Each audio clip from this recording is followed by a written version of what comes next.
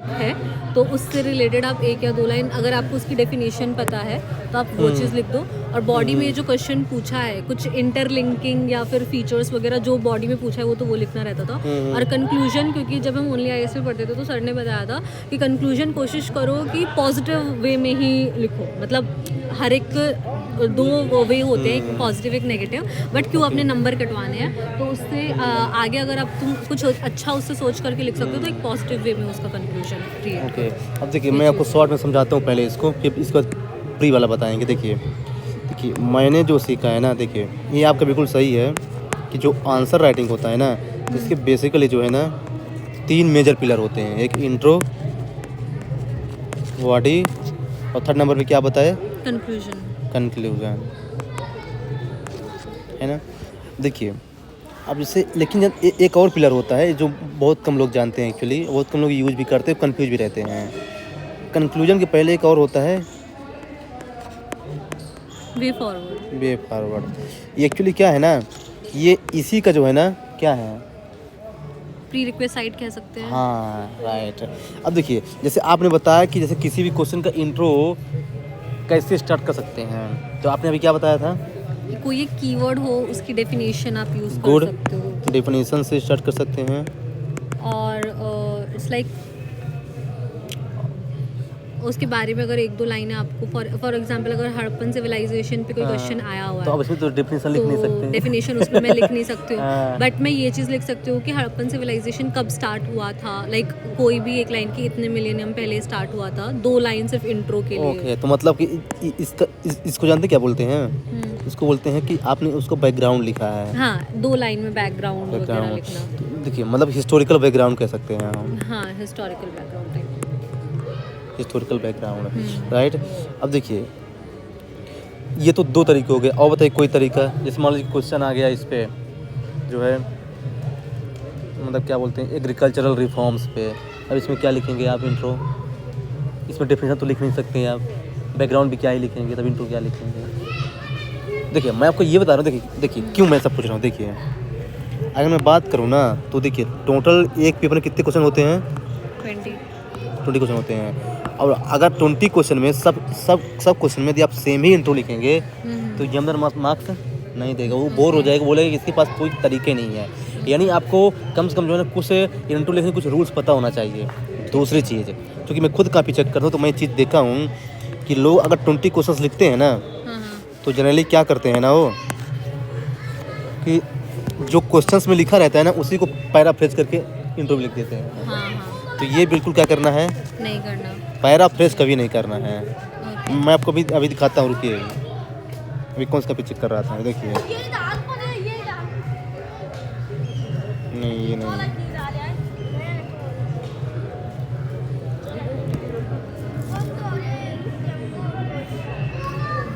ये अभी कोई भी चेक किया था, उसने पैराफ्रेज किया हुआ था, इसमें भी है नहीं आई थिंक।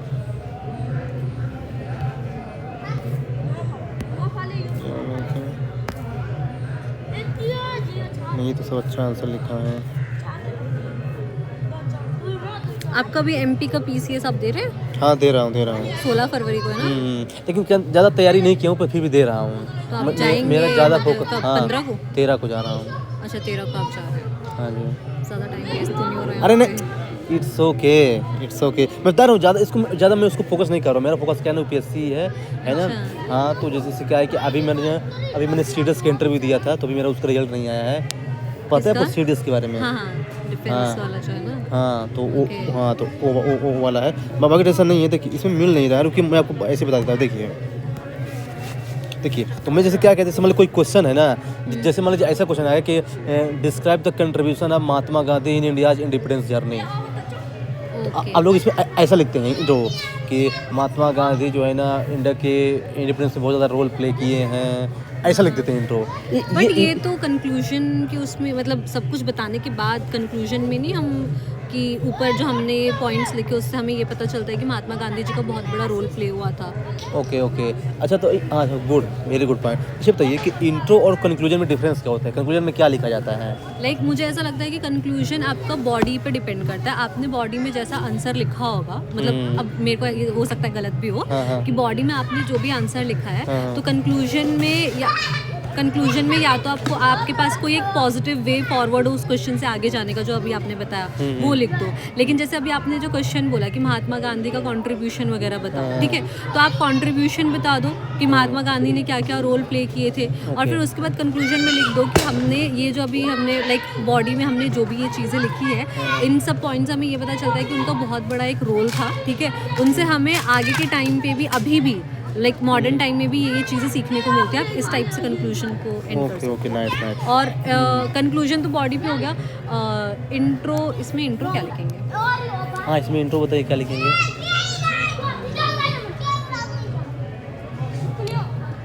क्वेश्चन क्या था? Mahatma Gandhi, describe the role of Mahatma Gandhi in the Indian freedom struggle. हाँ जी।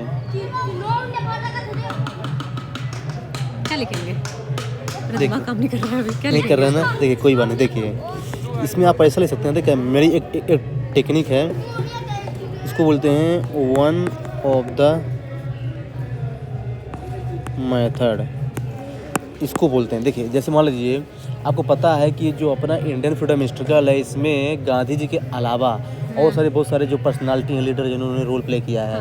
फॉर एग्जांपल भगत सिंह, चंद्रशेखर आज़ाद, है ना, जवाहरलाल नेहरू, है ना। तो आप ऐसे लिख दीजिए कि India's freedom struggle includes many various personality from different background like moderate, extremist, revolutionary, and Mahatma Gandhi is one of the key figure in this regard, है ना, who has played the roles with the non violence and satyagraha.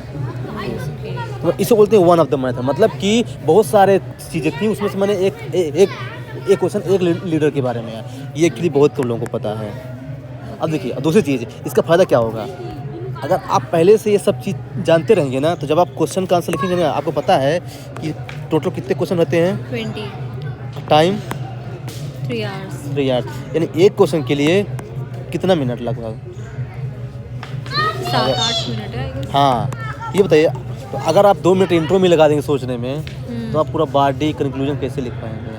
तो इसलिए कहना है कि आपको पहले से प्री डिटरमाइन होना चाहिए, जिसे बोलते हैं वन ऑफ द टेक्निक्स।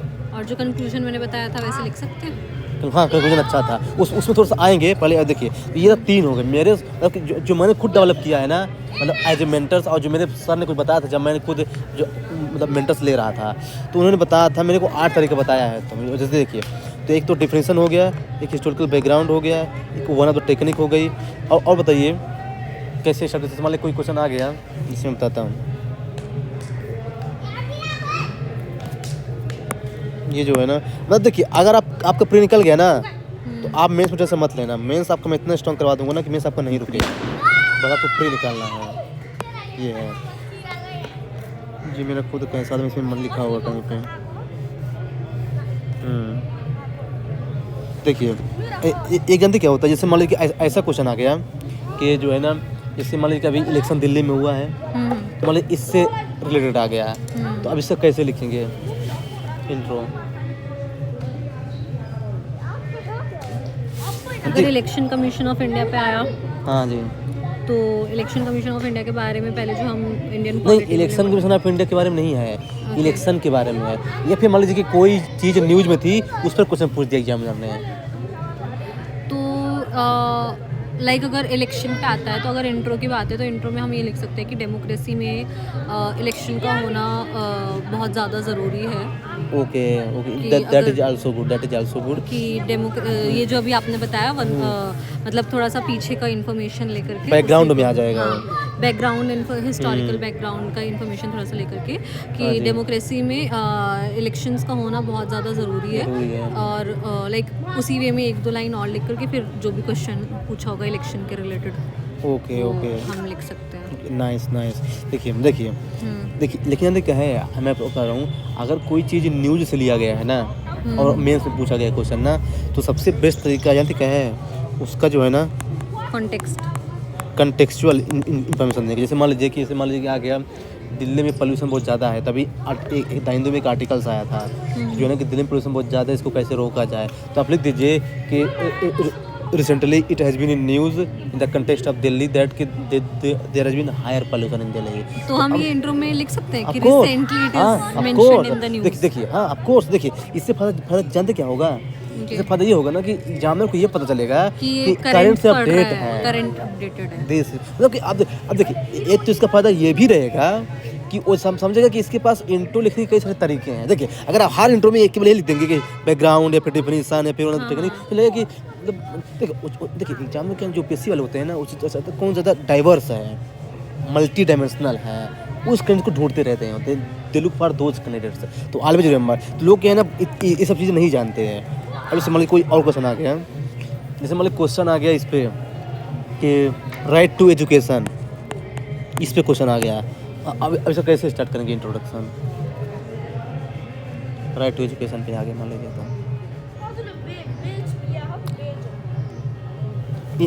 इनमें से कोई हम राइट अब इसका डेफिनेशन तो लिख नहीं सकते, बट हम इसमें वो कर सकते हैं आई गेस, जो आर्टिकल है गुड नाइस, वो हम इसमें बता सकते हैं शायद मतलब से कि कि article number this represents the right to education in our constitution which is fundamental right, which is the fundamental good good. तो इसके बोलते हैं कॉन्स्टिट्यूशनल आर्टिकल से स्टार्ट कर सकते हैं, this is also one of the term, right.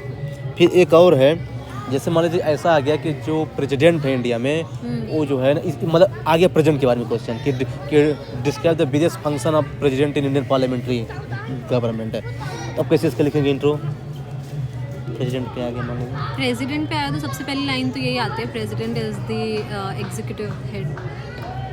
Executive head, हाँ ठीक है, फिर हो गया इतना नहीं, लेकिन इंट्रो में तो इतना नहीं देखिए जाएगा। जानते क्या है, देखिए एक और तरीका बताता हूँ, जानते क्या है, आप ऐसा लिखिए कि जो प्रेसिडेंट है ना वो इंडिया में हेड ऑफ स्टेट है, जैसे आपने कहा है ना he is a nominal head, जो रियल हेड है ना वो प्राइम मिनिस्टर है, लेकिन he is nominal head, right है ना। और है ना, तो मतलब ये जो हम लिख रहे हैं ना हेड ऑफ स्टेट है, he is a nominal head and he is also called the first citizen of India. तो लाइक 2-3 बातें जो उसके बारे में पता है, तो ये जानते हैं मैं क्या लिख रहा हूँ उसके बारे में, क्या है ये कि उसका जो है ना स्ट्रक्चर क्या है प्रेजेंट में अपने इंडियन कॉन्स्टिट्यूशन में, ओके इसे बोलते हैं structural intro. Okay, like in short पहले ही बता दो कि वो कॉन्स्टिट्यूशन में Yeah. इस पोजीशन पे तो है, अब और आगे बॉडी में तो उसके फीचर्स आपको डिस्क्राइब करने ही हैं। Nice okay nice. ओके, तो देखिए तो क्या है ना कि देखिए ये एक्चुअली ब्रॉडली है 1 2 3 4 5 6, ये 6 मैंने आपको तरीका बताया। अब देखिए अब 6 तरीका जो है ना, अगर 20 क्वेश्चन में जैसा भी क्वेश्चन आया ना, अपने अकॉर्डिंग जो है ना उसको क्या कर सकते हैं, मोल्ड कर सकते हैं। तो ये होगा इंट्रो, है ना। अब देखिए अब आते हैं बॉडी पार्ट में। अब बॉडी पार्ट में क्या है ना, ये लोग अच्छा तो ये तो बॉडी पार्ट में अब क्या, हाँ मतलब जैसे आपको पहले एक क्वेश्चन दिखाता हूँ, किसी ने लिखा है। अब देखिए ये इसका इंट्रो था यहाँ तक।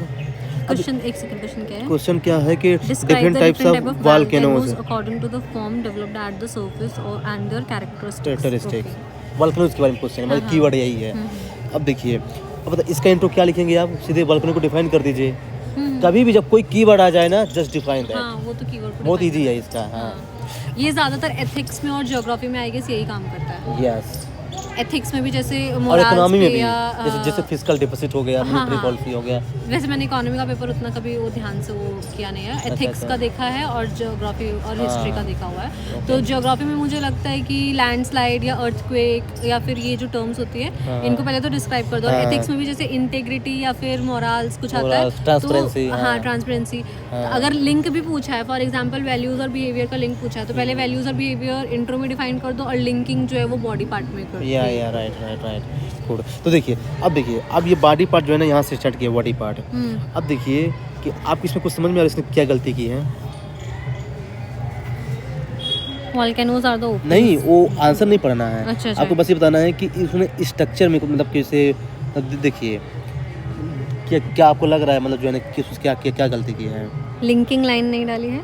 देखिए ये तो ठीक है, देखिए मैं बताता हूँ। पहली बात जानते क्या है, पहली बात क्या है ना कि इसने जो है ना एक गलती ये की है, मैं बताता हूँ। बॉडी पार्ट में ओके, मैं इसी को खोल लेता हूँ।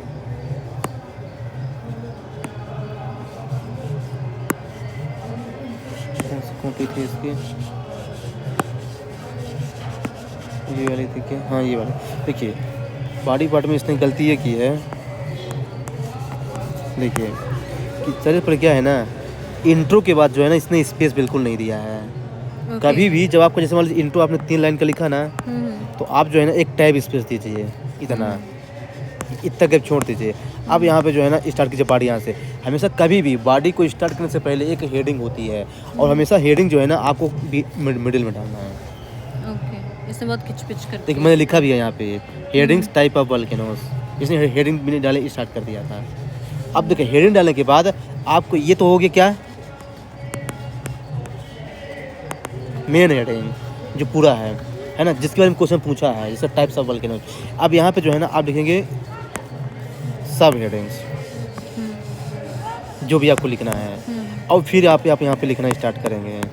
इसने एक गलती और की थी, यानी क्या है, कीवर्ड को इसने अंडरलाइन नहीं किया है, तो आपको अंडरलाइन करना है कीवर्ड्स को।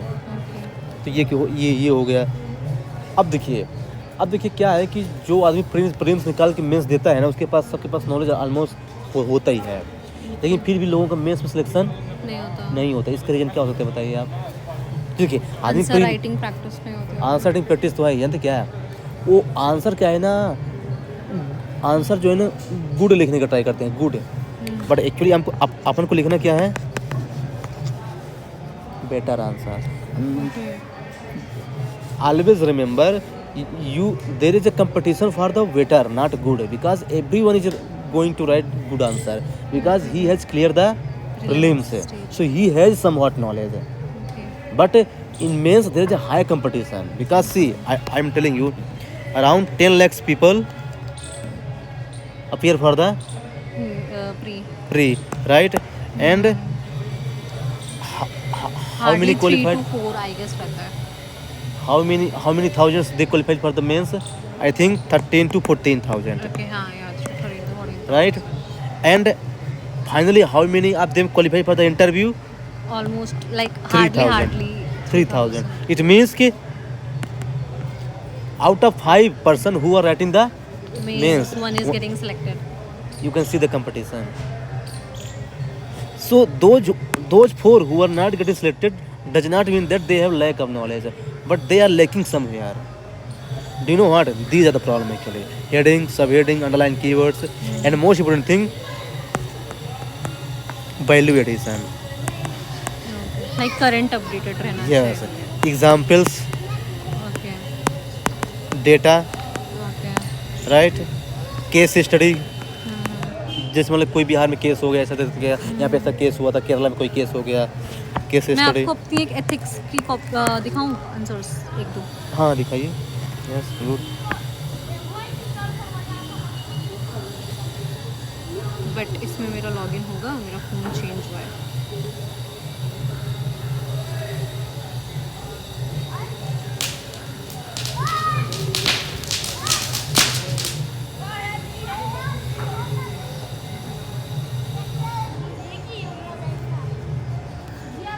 तो इसमें यही है, मतलब बेफावट। देखिए बॉडी पार्ट में क्या है ना, वो इतना देखिए क्या है ना कि मैं आपकी काफ़ी खुद पर्सनली भी चेक कर सकता हूँ, क्योंकि मैं खुद काफ़ी चेक करता हूँ। तो आप आंसर लिखना ना, बस आपको प्री निकालना है, और प्री निकालने के लिए आपको बिल्कुल जो है ना लग जाना है प्री, और आपका निकल जाएगा यार। You can clear the prelims. अरे मैं बोल रहा हूँ ना, जैसे मैं बोल रहा हूँ आप ऐसा करना ना, कल से आपका जैसे टेस्ट स्टार्ट हो जाएगा। बस आपको उस टॉपिक को पढ़ के टेस्ट देना है सीरियसली, फिर आप बताना जो है ना कैसे आपको जो है ना हाँ आएगा मार्क्स। ये है बॉडी पार्ट में। एक चीज़ और जरूरी है, फ्लो चार्ट्स। आपको पता है इसके बारे में? हाँ। फ्लो चार्ट्स भी ज़रूरी है। जैसे ये फ्लो चार्ट इसमें ये होता है,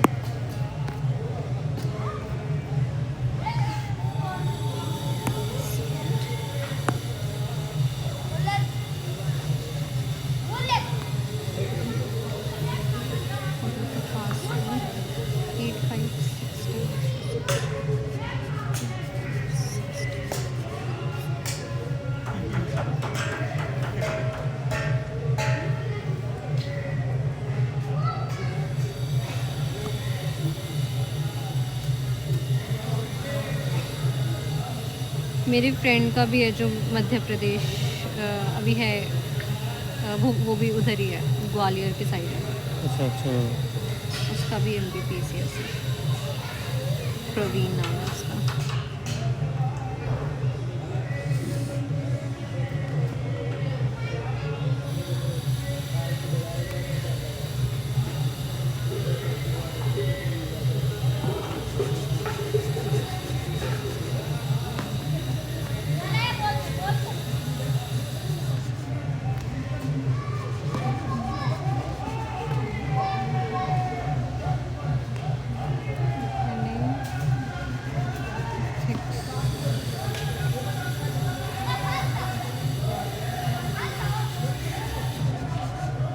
आपने विजन में ज्वाइन किया था? हाँ, बट मैंने पेपर वगैरह कुछ इतना किया नहीं था। एक दो ही थे। एथिक्स का कौन से नंबर पे था? 8 पे था क्या? कोई भी क्वेश्चन भेज दीजिए जो आप लिखे हों।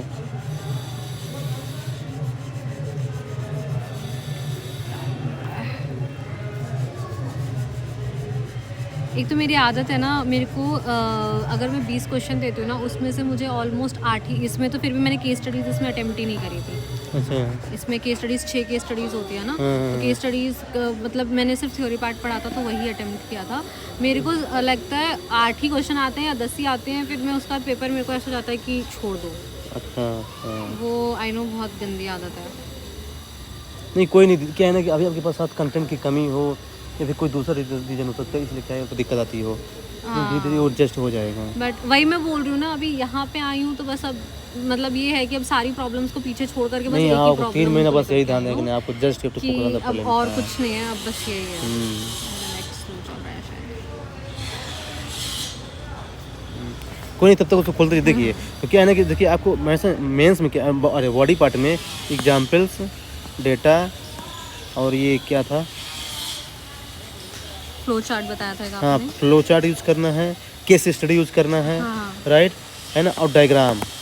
जैसे खास करके अगर ज्योग्राफी का क्वेश्चन उसमें मैप तो जो है ना अब बनाएंगे तो आपको एज मिलेगा, है ना। तो ये हो गया ब्रॉडली बॉडी पार्ट। अब बताइए कंक्लूजन जो है ना इसमें क्या ले सकते हैं?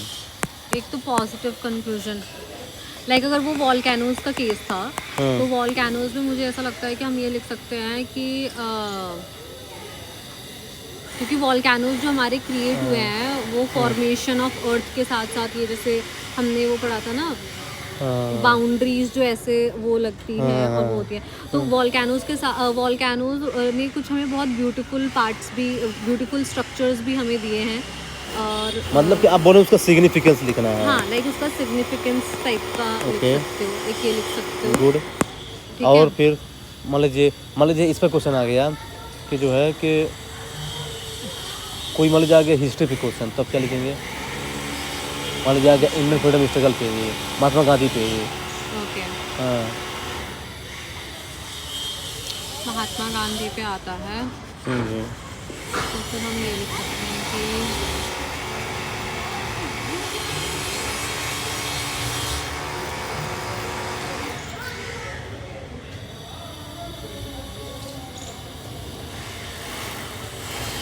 देखिए फ्यूचरिस्टिक इम्पोर्टेंस ले सकते हैं। मैं वही बोलना चाह रही थी, बट मैं बोली नहीं कि शायद गलत हो जाएगा। जैसे हम ऐसा ले सकते हैं कि जो आइडियल और प्रिंसिपल्स हैं हाँ। महात्मा गांधी ने इंडियन फ्रीडम स्ट्रगल में दिखाया है, जैसे आपका हाँ। सत्य, नॉन वायलेंस, सत्याग्रह है, तो आज के टाइम में बहुत ज़रूरत हो गई है, क्योंकि आजकल जो वायलेंस हो रहा है चारों ओर, तो मैं हम वही बोलना चाह रही थी, लाइक रोड रेज के केसेस में जिस हिसाब हाँ, से वायलेंस हो जाता है, हाँ, वहाँ हाँ। पे हम जो उनका नॉन वायलेंस का है हाँ। वो हम यूज़ कर सकते हैं। पेशेंस की बहुत ज़्यादा आजकल यंगस्टर्स में कमी है, बहुत जरूरी है। तो हम महात्मा गांधी Aggression आ जी जाता का है लोगों में, एग्रेशन हाँ। बहुत आ जाता है, तो लाइक हम ये चीज़ बता सकते हैं कि महात्मा गांधी जी ने इतना लंबा स्ट्रगल इतने पेशेंस के साथ ही फाइट किया, किया था, हाँ, तो किया। वो चीज़ हम कर सकते हैं, लर्न करने की लर्न जरूरत है, करने की राइट ज़रूरत राइट है। राइट। ये मेरे आंसर्स थे। अच्छा Like, उन्होंने चेक first किया, वाला, ये मेरे को एक सेंड कर दीजिए, तो इसमें मैं अच्छा। आपको बताता हूँ, है ना। ये Okay. व्हाट्सएप में सेंड हो जाएगा ना? हाँ हाँ, सेंड हो जाएगा। हाँ।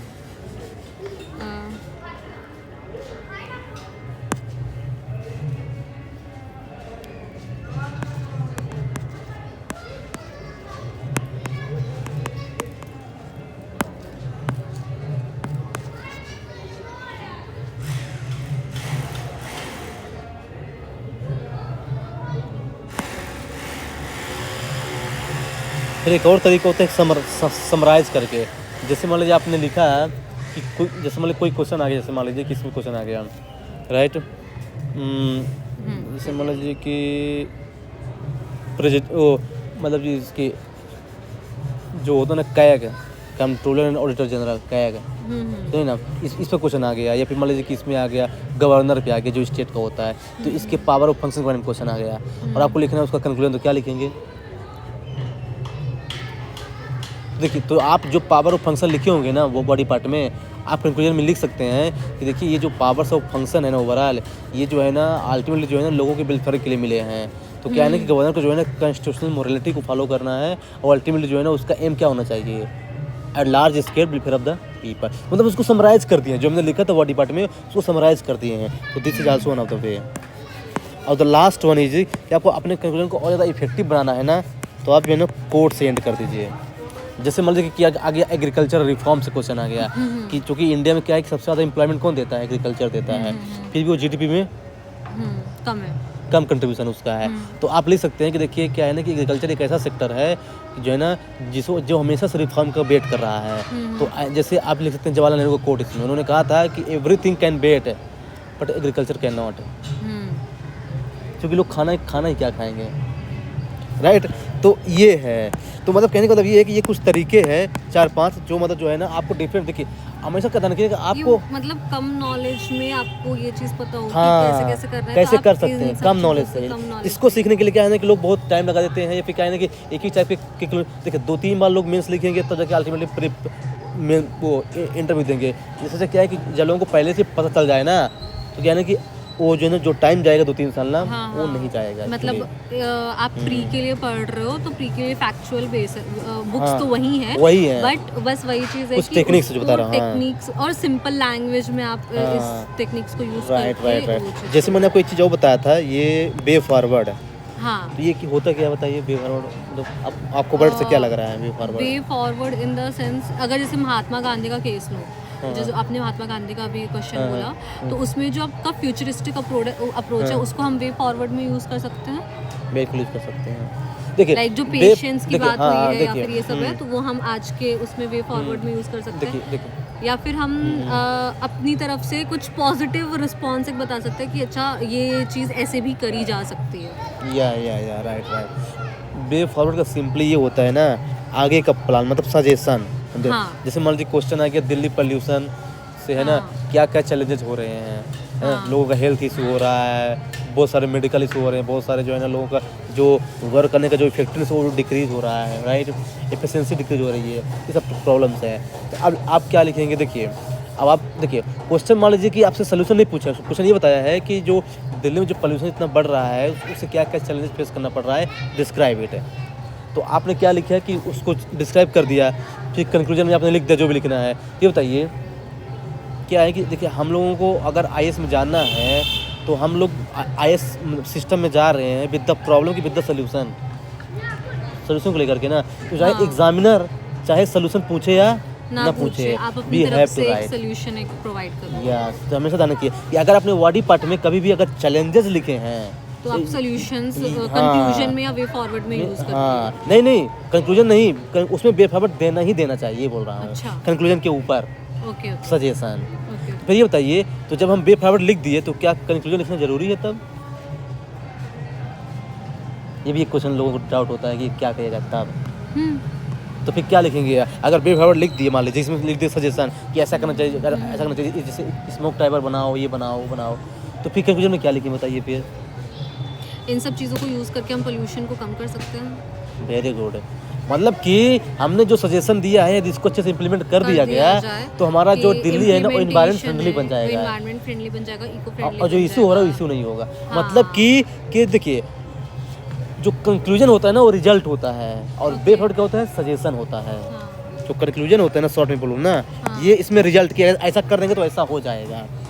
कहने का मतलब ये है कि मैं शॉर्ट में बोलूँ ना, तो इंट्रो जो है ना स्टार्ट होता है किसी चीज़ का, जैसे कहते हैं ना कि मेरा नाम ये है वो है, अब इंट्रोडक्शन दे रहा है, हम उसको इंट्रोड्यूस कर रहे हैं। 2 से 3 लाइन में आप काम करो अपना। बॉडी पार्ट में उसका पूरा जो पूछा है क्वेश्चन पूछा है वो तो पूरा बॉडी में। वे फॉरवर्ड में सजेशन, कंक्लूजन में यदि इन सजेशन को इम्प्लीमेंट कर दिए तो ये क्या होगा।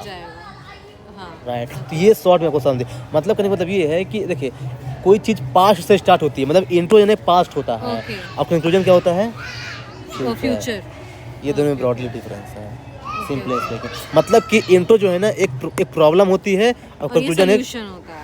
यस, शॉर्ट में ये बोलूँ तो राइट। अब देखिए क्या है ना कि अब देखिए अब आप आंसर लिखेंगे ना, आंसर भेज दिए आप। हाँ भेजा है व्हाट्सएप पे भी।